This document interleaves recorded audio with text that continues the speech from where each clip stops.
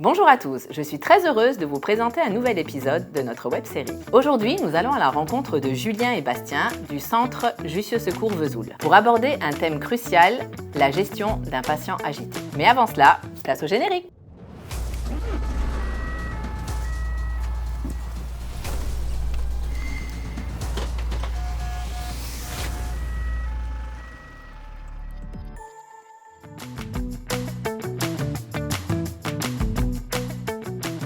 Bonjour Julien, bonjour Bastien. Tout d'abord, pouvez-vous nous expliquer dans quelle situation vous êtes amené à gérer un patient agité? Bonjour Cynthia.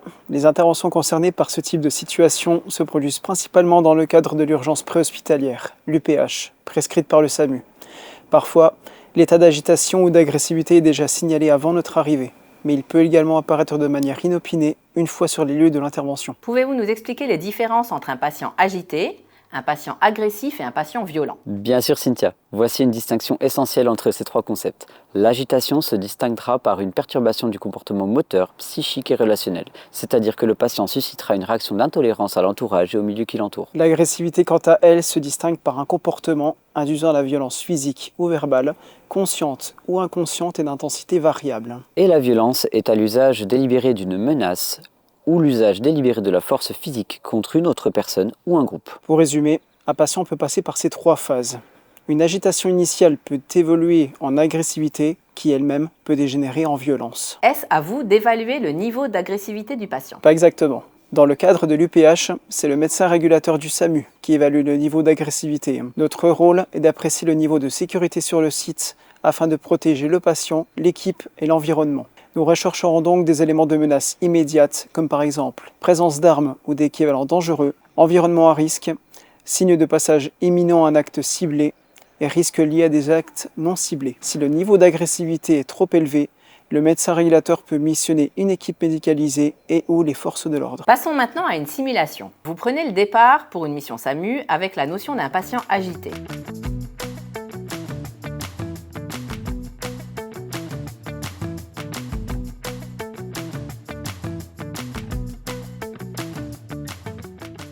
Maintenant que vous êtes arrivé, comment prenez-vous contact avec le patient?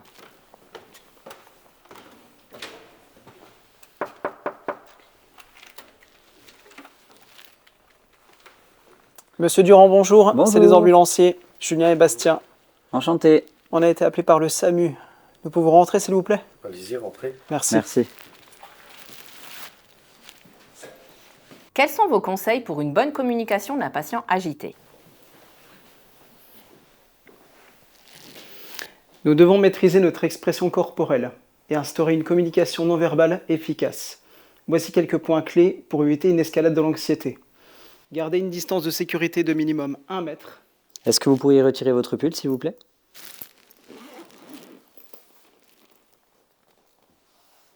Est-ce que vous m'autorisez à prendre une tension et à vous toucher s'il vous plaît? Merci. Ne jamais toucher le patient sans autorisation. Il peut percevoir cela comme une persécution. Nous nous assurons que les mains du patient soient toujours libres et visibles. Regard neutre, ni fixe, ni fuyant. Utilisez une tonalité de voix calme. Est-ce que ça va monsieur? Ne pas bloquer les issues pour éviter que le patient se sente pris au piège. Comment évaluez-vous si la situation devient dangereuse? C'est effectivement ce qui va être le plus important dans ce genre de situation. Repérer les menaces immédiates. Nous allons donc identifier 3 stades. Stade 1. Un patient nous accueille de façon indélicate, désagréable. Dans ce cas, nous pourrons envisager de désamorcer la situation de tension. Stade 2. Un patient nous fait ressentir une tension importante avec des gestes déplacés, des insultes, voire des menaces verbales. Enfin, le stade 3. Le patient est en situation de crise avec menaces physiques, violence, présence d'armes à feu ou d'armes blanches. Pour les stades 2 et 3, nous amorcerons un repli immédiat. Comment procéder pour effectuer un repli? Ok. Vous voulez pas poser votre couteau, monsieur Durand? On ne peut pas continuer à discuter avec vous sereinement. Nous quittons votre appartement.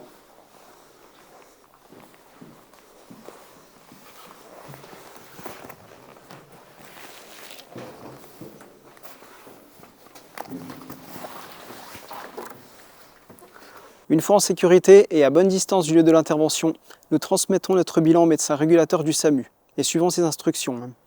Il pourra engager, si nécessaire, une équipe médicalisée et ou les forces de l'ordre. Nous informons également notre régulation de l'évolution de la prise en charge du patient. Pouvez-vous nous donner des conseils pour désamorcer une situation de tension? Ces recommandations ne sont bien évidemment pas exhaustives. Chaque situation étant unique, il revient à l'équipage ambulancier de s'adapter. Cependant, pour reprendre le contrôle d'une situation tendue, 3 conditions clés doivent être réunies. La première, la maîtrise de soi. C'est-à-dire que nous devons être conscients de nos émotions, si besoin de ne pas hésiter à passer le relais à son collègue, s'exprimer sans hésitation, sans élever la voix, sans colère, sans menace ni fausse promesse. La deuxième, la maîtrise de l'environnement immédiat. Nous allons éliminer les bruits forts et distrayants, comme la télévision par exemple, et nous allons aussi identifier et éloigner les objets pouvant servir d'arme. Si une tierce personne est impliquée dans les tensions, évitez de se laisser entraîner dans le conflit. Il est préférable d'isoler le patient pour apaiser la situation. Et enfin, la troisième condition est la maîtrise de la relation avec le patient. Pour cela, nous veillerons à maintenir une distance de sécurité, un bras minimum. Aussi, nous veillerons à avoir une attitude de compréhension, d'empathie, d'ouverture en encourageant l'échange verbal et en pratiquant l'écoute active. Il peut également être intéressant de redéfinir avec le patient le projet thérapeutique qui souvent est l'hospitalisation, en rappelant notre rôle dans son parcours de soins. Nous sommes tout simplement là pour l'aider et pour maintenir la relation de confiance.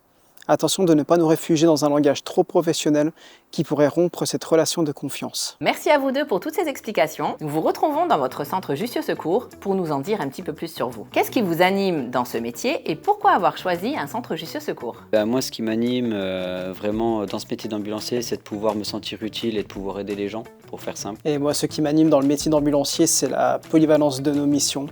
Que ce soit pour avoir un rôle d'aidant et d'accompagnant dans le parcours de soins de nos patients, mais également de porter secours à la population dans le cadre de l'urgence préhospitalière. Et pourquoi avoir choisi Jussieu? C'est parce que je connais une personne qui y travaille, qui m'a dit énormément de bien de cette société. Donc j'ai voulu la rejoindre et puis pouvoir essayer de développer Jussieu justement pour venir en aide et puis pour essayer de m'améliorer là-dedans. J'ai choisi Jussieu justement pour travailler dans de bonnes conditions et d'avoir un bon matériel de travail pour réaliser mes missions. Merci à toutes et à tous d'avoir suivi ce tuto. Qu'avez-vous pensé de cet épisode? Quel geste métier aimeriez-vous retrouver dans les prochains? Écrivez-nous dans notre section commentaires. N'oubliez pas de vous abonner et d'activer la cloche pour ne pas louper le prochain épisode. Je vous dis à très bientôt. Ciao ciao!